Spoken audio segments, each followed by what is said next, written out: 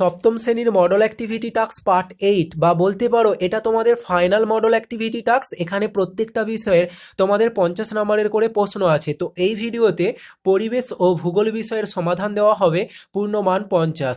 আর অন্যান্য বিষয়গুলো তোমরা অবশ্যই দেখে নিও, ভিডিও ডেসক্রিপশনে লিঙ্ক পেয়ে যাবে। দেখো এখানে একের দাগে বলেছে বিকল্পগুলি থেকে ঠিক উত্তর নির্বাচন করে লেখো। প্রথম প্রশ্ন, দেখো সূর্যের উত্তরায়ণের সময়কাল। এখানে ক খ গ ঘ যে অপশন আছে এদের মধ্যে সঠিক উত্তরটা তোমরা নিশ্চয়ই দেখতে পাচ্ছ, অন্য কালি দিয়ে চিহ্নিত করা হয়েছে 22শে ডিসেম্বর থেকে 21শে জুন। পরের প্রশ্ন, কোনো মানচিত্রে সমচাপ রেখাগুলি খুব কাছাকাছি অবস্থান করলে সেখানে বায়ুচাপ বেশি হয়, বায়ুচাপের পার্থক্য বেশি হয়। অপশান খ রাইট আনসার। এর পরের প্রশ্ন, টোকিও ইয়োকোহামা শিল্পাঞ্চলে উন্নতির অন্যতম প্রধান কারণটা কি? তো এখানে দেখো বলেছে খনিজ শক্তি সম্পদের সহজলভ্যতা, স্বল্প জনঘনত্ব, উন্নত প্রযুক্তি, দক্ষ শ্রম। এখানে উন্নত প্রযুক্তি ও দক্ষ শ্রম এটাই হচ্ছে সঠিক উত্তর। পরের প্রশ্ন, ভূভাগ ভাঁজ খেয়ে উপরের দিকে উঠে যে পর্বত সৃষ্টি হয় তার উদাহরণ সাতপুরা, ভোজ, কিলিমাঞ্জারো, হিমালয়। সঠিক উত্তর হিমালয়।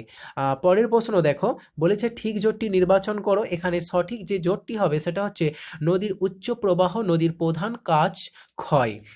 এবং দেখো তারপরেরটা কি বলেছে, পরেরটা আছে তোমাদের আফ্রিকা মহাদেশের মাঝ বরাবর পূর্ব পশ্চিমে বিস্তৃত কাল্পনিক যে রেখা সেটা হচ্ছে কর্কটক্রান্তি, মকরক্রান্তি, মূল মধ্যরেখা, বিষুবরেখা। সঠিক উত্তর অপশান ঘ অর্থাৎ বিষুবরেখা। পরে 7 নম্বর প্রশ্ন, পৃথিবীর ছাদ যে মালভূমিকে বলা হয় ছোটনাগপুর, মালব, পামির, লাদাখ। সঠিক উত্তর হচ্ছে অপশান গ অর্থাৎ পামির মালভূমি। এর পরের প্রশ্ন তোমাদের কি বলেছে যে নদীর উচ্চ প্রবাহে আই আকৃতির উপত্যকা সৃষ্টির অন্যতম প্রধান কারণটা কি আমাদের জানতে চেয়েছে। ভূমির ঢাল কম থাকা, উপনদীর সংখ্যা বেশি থাকা, আর নদীর নিম্নক্ষয়ের ক্ষমতা বেশি হওয়া, আর এটাই হচ্ছে আমাদের সঠিক উত্তর। পরের প্রশ্ন, যে রূপান্তরিত শিলা বিভিন্ন সৌধ নির্মাণের কাজে লাগে সেটা হচ্ছে চুনাপাথর, কাদাপাথর, ব্যাসল্ট, মার্বেল। সঠিক উত্তর হচ্ছে আমাদের কি মার্বেল। ঠিক আছে। এর পরের প্রশ্ন দেখো তোমাদের এখানে কি বলেছে, দুইয়ের দাগে বলেছে যে শূন্যস্থান পূরণ করো। ঠিক আছে। তো প্রথম প্রশ্ন, নিরক্ষরেখা থেকে মেরুর দিকে অক্ষরেখার পরিধি ক্রমশ ড্যাশ থাকে, তো কমতে থাকে। এই শূন্যস্থানে তোমরা বসাবে কমতে। এবং পরের প্রশ্ন, বায়ুতে জলীয় বাষ্পের পরিমাণ কমে গেলে বায়ুর চাপ ড্যাশ পায়, বৃদ্ধি পায়। তাহলে এই শূন্যস্থানটাতে তোমরা লিখে দেবে বৃদ্ধি পায়। পরের প্রশ্ন, এশিয়া মহাদেশের একটি উত্তরবাহিনী নদী হলো ড্যাশ। ঠিক আছে, উত্তর হবে ইনিসি। তাহলে তোমাদের দুইয়ের দাগে 3টি শূন্যস্থান ছিল যেটা সম্পূর্ণ সমাধান দেওয়া হলো। এবার 3-এর দাগে দেখো, বাক্যটি সত্য হলে ঠিক আর অসত্য হলে ভুল লিখতে হবে। এখানেও তোমাদের 3টি প্রশ্ন আছে। প্রথম প্রশ্ন, ব্যবচ্ছিন্ন মালভূমির একটি উদাহরণ হলো ছোটনাগপুর মালভূমি। এটা ঠিক অর্থাৎ সত্য, তাই ঠিক লেখা হচ্ছে। পরেরটা, শীতল ও শুষ্ক জলবায়ুতে মাটি সৃষ্টি হতে বেশি সময় লাগে। এটা সত্য, তাই ঠিক। পরের প্রশ্ন, জুলাই মাসে উত্তর আফ্রিকায় যখন গ্রীষ্মকাল তখন দক্ষিণ আফ্রিকায় তখন শীতকাল। এটা অসত্য, তাই ভুল লেখা হচ্ছে। পরে তোমাদের 4-এর দাগে এখানে স্তম্ভ মেলাতে বলেছে। ক স্তম্ভে আছে ফুজিয়ামা, গ্রানাইট, মিয়েন্ডার।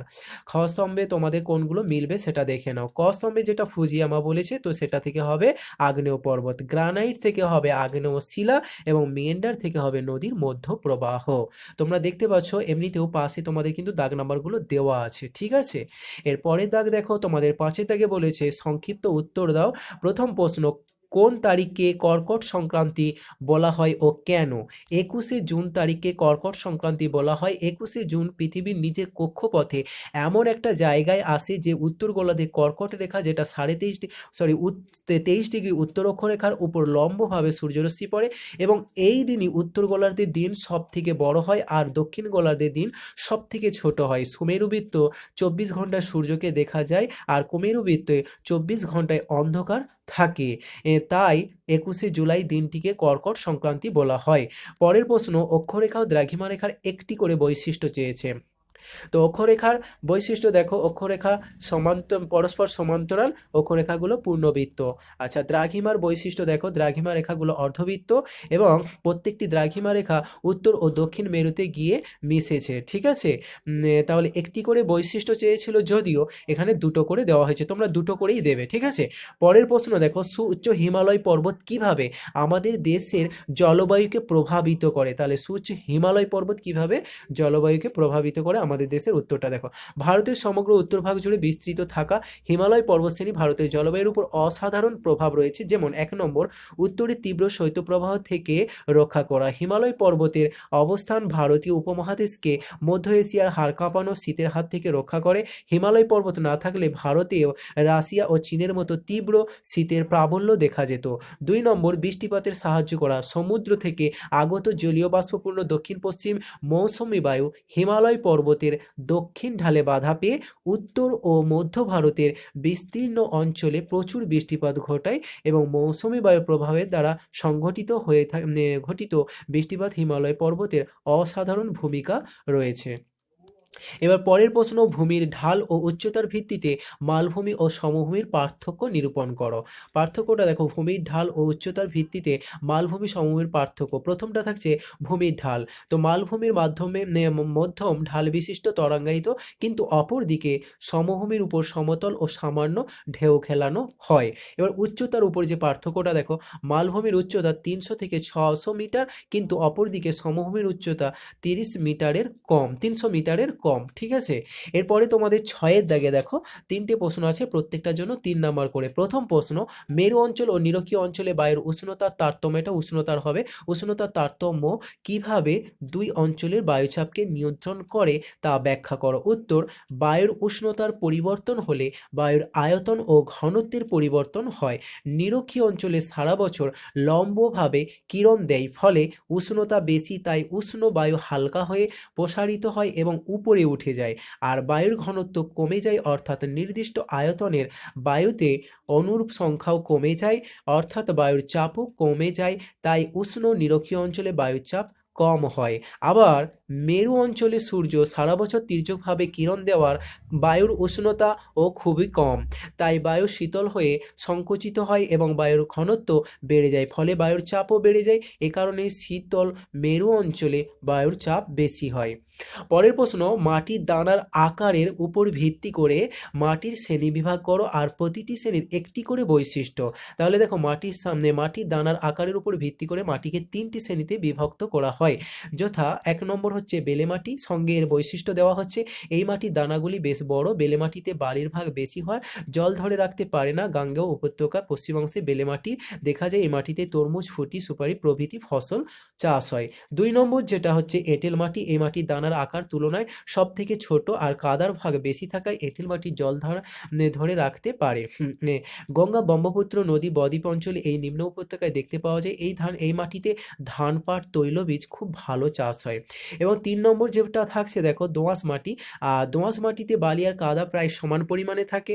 ভারতের পাঞ্জাব, বিহার, উত্তরপ্রদেশ, পশ্চিমবঙ্গের যেসব পলিমাটি অঞ্চলগুলি রয়েছে সব জায়গাতে দোআঁশ মাটি দেখতে পাওয়া যায়। আর এই মাটিতে ধান, গম, যব, নানা রকম শাকসবজি, চা, কফি, বিভিন্ন ফসলের প্রচুর পরিমাণে চাষ হয়ে থাকে। তো দেখো, একসঙ্গে তোমাদের শ্রেণীবিভাগ এবং সেই সঙ্গে কিন্তু বৈশিষ্ট্য আলোচনা করা হয়ে গেল। এবার দেখো 3 নম্বরে বলেছে, নীল নদের উপর কি উদ্দেশ্যে আসোয়ান বাঁধ নির্মাণ করা হয়েছিল? উত্তর দেখো, নীল নদের উপর আসোয়ান বাঁধ নির্মাণের উদ্দেশ্য হলো নিম্নলিখিত। নীল নদের মধ্যে নিম্ন প্রবাহ ও পথ উষ্ণ, শুষ্ক, মরুপ্রায় অঞ্চলে অবস্থিত হলেও মিশরের নীল নদের প্রবাহ পথে একসময় প্রায়শই বন্যা হতো, আর বছরের অন্যান্য সময় জলের অভাবে নীল নদের অববাহিকায় কৃষিকাজ করা যেত না।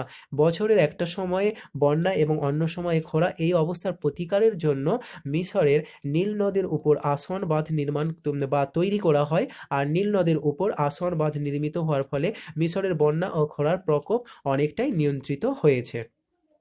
এরপরে দেখো তোমাদের সাতের দাগে তোমাদের এখানে যে প্রথম প্রশ্নটা বলেছে, এশিয়া মহাদেশের নিরক্ষীয় ও উষ্ণ মরু জলবায়ুর স্বাভাবিক উদ্ভিদের চরিত্রকে কিভাবে প্রভাবিত করে তা আলোচনা করো। উত্তরটা দেখো, এশিয়া মহাদেশের নিরক্ষীয় অঞ্চলের সারা বছরের সূর্যরশ্মি লম্বভাবে পড়ে, ফলে সারা বছরই গড় উষ্ণতা থাকে 25 থেকে 30 ডিগ্রি সেলসিয়াস। এছাড়া প্রতিদিনই বিকালে পরিচলন বৃষ্টি হয়, বার্ষিক বৃষ্টির পরিমাণ 200 থেকে 250 সেমি। উষ্ণতা বেশি ও বেশি বৃষ্টিপাতের জন্য নিরক্ষীয় অঞ্চলে চিরহরিৎ উদ্ভিদের ঘন বনভূমি দেখা যায়। শীতকালেও এই উদ্ভিদের পাতা ঝরে না। এই বৃষ্টি অরণ্যের গাছগুলি হলো মেহগনি, সেগুন, আবলুস, রবার, কোকো, সিনকোনা, তারপর রোজউড, আয়রন ইত্যাদি।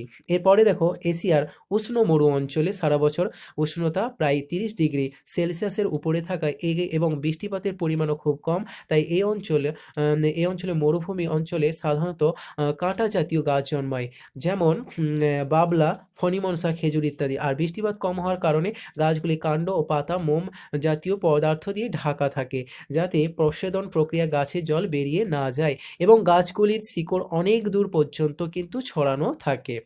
ঠিক আছে, তাহলে তোমাদের 1 নম্বর প্রশ্ন কমপ্লিট। 2 নম্বর প্রশ্ন দেখো, দাগের, আফ্রিকা মহাদেশের নিরক্ষীয় অঞ্চল ও ভূমধ্যসাগরীয় সন্নিহিত অঞ্চলে স্বাভাবিক উদ্ভিদ কিভাবে জলবায়ু দ্বারা প্রভাবিত হয় তা ব্যাখ্যা করো। তাহলে প্রথমটা দেখো, নিরক্ষীয় চিরসবুজ গাছের অরণ্য নিরক্ষরেখার কাছাকাছি অঞ্চলে সারা বছর গরম, যেটা 27 ডিগ্রি সেলসিয়াস, এবং বৃষ্টিপাতের পরিমাণ যেটা 200 থেকে 50 সেমি। আর সরাসরি সূর্যকিরণ আর সারা বছর বৃষ্টিতে এখানে শক্ত কাঠের ঘন জঙ্গলের সৃষ্টি হয়েছে। মেহগনি, রোজউড, এবনি এই ঘন জঙ্গলে প্রধান গাছ। পাতা ঝরানো ওরা নির্দিষ্ট ঋতু না থাকায় গাছগুলো সারা বছর সবুজ দেখায়, তাই এর নাম চিরসবুজ গাছের অরণ্য।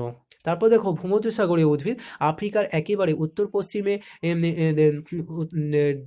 ডরিন বা পলিমাল ধানবিন বা ধানবীয়, যেটা দেড় যায়। আচ্ছা, এখানে কোনো কারণে এটা হয়তো অন্য কোথাও থেকে লাইনটা এসেছে, যাই হোক একটু তোমরা বুঝে নিও।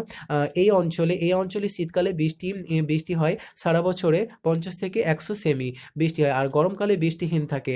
পাতায় নরম মোমের আস্তরণ দেখা যায়। জলপাই, ওক, আখরোট, ডুমুর, কক এছাড়া এই গাছগুলো এখানে জন্মায়। গরমকালে জলের সন্ধানে গাছের মূলগুলো অনেক গভীরে চলে যায় এবং কমলালেবু, আঙুর এইসব ফলের বাগানও খুব চোখে পড়ে। ঠিক আছে, আচ্ছা তোমরা তাহলে ভূমধ্যসাগরীয় উদ্ভিদের এই অংশটাকে তোমরা একটু বাদ দিয়ে দিও, এই অঞ্চল থেকে লিখতে থেকো। ঠিক আছে, তারপরে দেখো তোমাদের 3 নম্বর প্রশ্ন বলেছে, মানুষের নানাবিধ ক্রিয়াকলাপ নদীর উপর নেতিবাচক প্রভাব ফেলে, এই বক্তব্যটি যথার্থ কিনা তা বিচার করতে হবে। উত্তরটা দেখো, মানুষের জীবনের সঙ্গে নদীর সম্পর্ক এত নিবিড় হলেও মানুষের কিছু কিছু কাজ বা ক্রিয়াকলাপ নদীর স্বাভাবিক ছন্দকে নষ্ট করেছে বা নেতিবাচক প্রভাব ফেলছে। যেমন 1 নম্বর, কৃষি ব্যবস্থার প্রসারের ফলে কৃষিতে ব্যবহৃত বিভিন্ন রাসায়নিক এবং কীটনাশক মিশ্রিত জল নদীতে এসে পড়লে নদীর জলকে বিষাক্ত করে এবং নদীর বাস্তুতন্ত্রকে ধ্বংস করে। এছাড়া সেচের জলের যোগান দিতে নদীর ক্রমশ শুকিয়ে যাচ্ছে। এবার পরের পয়েন্ট, শিল্পায়নের ফলে নদীর তীরে অবস্থিত বিভিন্ন শিল্পাঞ্চল থেকে বর্জ্য পদার্থ তথা বর্জ্য জল নদীতে অবাধে মিশে গিয়ে নদীর জল ক্রমশ বিষাক্ত করে তুলেছে। 3 নম্বর, বন্যা নিয়ন্ত্রণের জন্য বাঁধ নির্মাণ। বন্যা নিয়ন্ত্রণের জন্য নদী পাড়ে কৃত্রিম বাঁধ তৈরি করলে সাময়িক সুফল পাওয়া গেলেও শেষ পর্যন্ত তা আরও ভয়াবহ বন্যার কারণ হয়ে ওঠে।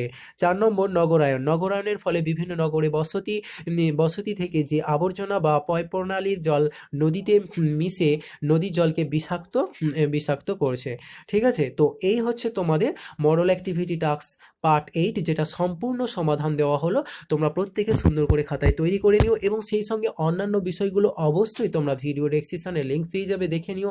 তাছাড়া তোমরা এখন এন্ড স্ক্রিনের মধ্যে যেটা দেখতে পাচ্ছ ওখানে জাস্ট একটা ক্লিক করে দিলে ভিডিওটা কিন্তু দেখতে পাবে। ঠিক আছে।